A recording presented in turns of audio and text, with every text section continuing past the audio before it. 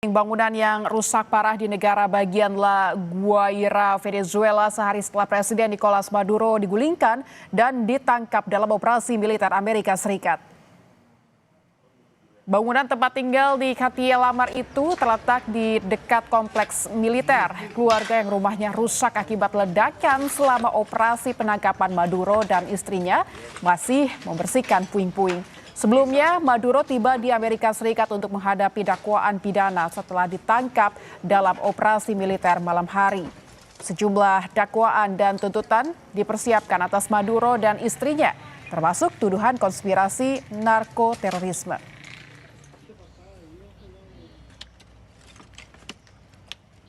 Setelah menangkap Presiden Venezuela Nicolas Maduro, Presiden Amerika Serikat Donald Trump memastikan negaranya akan mengendalikan Venezuela. Tindakan Trump ini mendapatkan kecaman internasional. Pakar industri minyak bilang tujuan operasi militer Amerika Serikat di Venezuela adalah kontrol geopolitik dan kontrol ekonomi atas bahan mentah di kawasan Amerika Latin. Presiden Amerika Serikat Donald Trump memastikan negaranya akan mengendalikan Venezuela setelah menangkap Presiden Venezuela Nicolas Maduro dan istrinya di kediamannya di Caracas Sabtu dini hari waktu setempat. Trump mengatakan perusahaan minyak besar Amerika Serikat akan mengelola infrastruktur dan sumber minyak Venezuela. Sebelumnya, melalui media sosial, Trump membagikan foto Nicolas Maduro ini saat ditangkap. We're going to run the country until such time as we can do a safe, proper, and judicious transition. So we're going to have our very large United States oil companies, the biggest anywhere in the world, go in, spend billions of dollars, fix the badly broken infrastructure, the oil infrastructure, and start making money for the country. And we are ready to stage a second and much larger attack if we need to do so. Langkah Trump ini mendapatkan kecaman internasional. Para ahli peringatkan bahwa langkah menentang hukum internasional ini berisiko menggoyahkan seluruh kawasan Amerika Latin. Salah satunya datang dari Presiden dan pendiri Schiller Institute, Jerman. Ia bilang Venezuela adalah negara berdaulat dan Maduro adalah presidennya yang terpilih secara demokratis. Also man will einen Regimewechsel in Venezuela erzeugen und das hätte katastrophale Konsequenzen. Also ganz Lateinamerika könnte wirklich destabilisiert werden. Also das ist eine sehr, sehr gefährliche Lage, aber ich denke, genau wie die anderen regionalen Konflikte werden sie nicht auf regionaler Ebene allein zu lösen sein. Sementara itu, Menteri Pertahanan Venezuela Vladimir Padrino Lopez memperingatkan negara-negara lain untuk waspada atas serangan Amerika Serikat. Menurutnya, serangan Amerika Serikat jadi ancaman serius terhadap tatanan global. Hal itu disampaikan Lopez merespons serangan Amerika Serikat dan penangkapan Presiden Venezuela Nicolas Maduro dan istrinya. Lopez menegaskan langkah Amerika Serikat telah mengguncang warga dan masa depan Venezuela.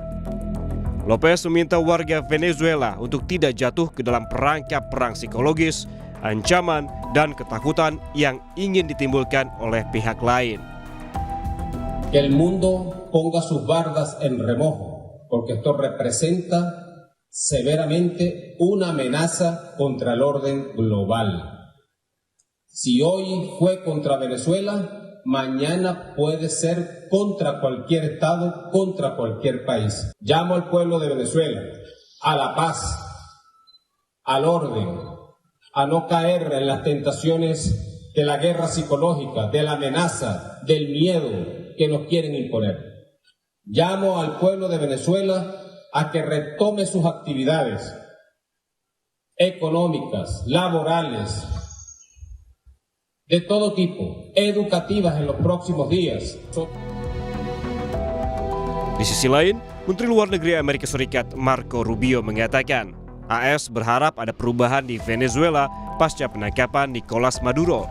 Namun, tidak secara langsung menyebut siapa kini yang menjalani pemerintahan Venezuela. Dalam wawancara dengan sebuah stasiun televisi, Rubio juga menegaskan bahwa langkah pemerintah Amerika Serikat di Venezuela tak perlu izin Kongres.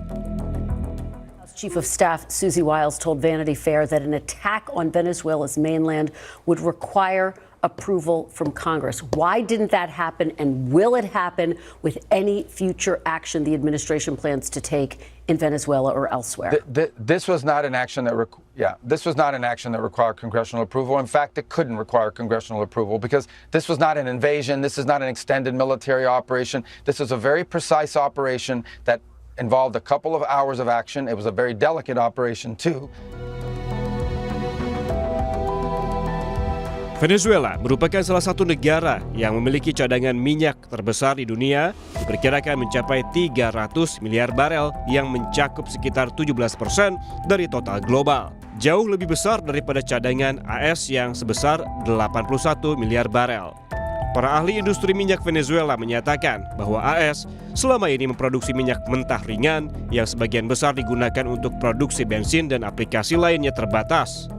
Namun, Venezuela memiliki minyak mentah berat yang tidak dimiliki AS sehingga sangat melengkapi pasar Amerika Serikat. Cuando a diferencia del producto liviano, que se producen gases condensados y más derivados livianos. Entonces, el petróleo pesado compensa las necesidades mundiales del tipo de derivado que nosotros tenemos. Ramiro juga bilang sebagian besar kilang minyak AS dibangun dengan standar untuk mengolah minyak Venezuela, sehingga penggunaan minyak mentah Venezuela lebih efisien daripada pengolahan minyak domestik. Dengan demikian, tujuan operasi militer Amerika Serikat di Venezuela adalah kontrol geopolitik dan kontrol ekonomi atas bahan mentah di kawasan Amerika Latin.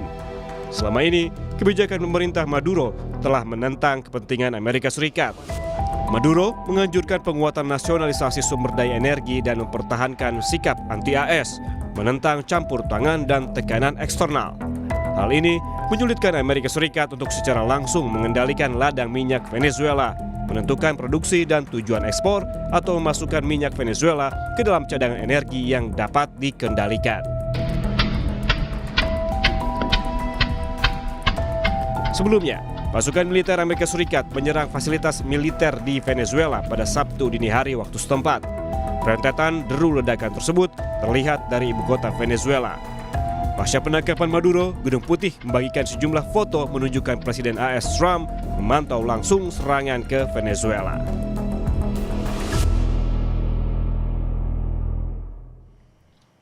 Bergeser ke sorotan di Bosnia, saudara, badai salju lebat melanda wilayah tengah Bosnia Herzegovina yang menyebabkan kekacauan di banyak wilayah dan jalan raya.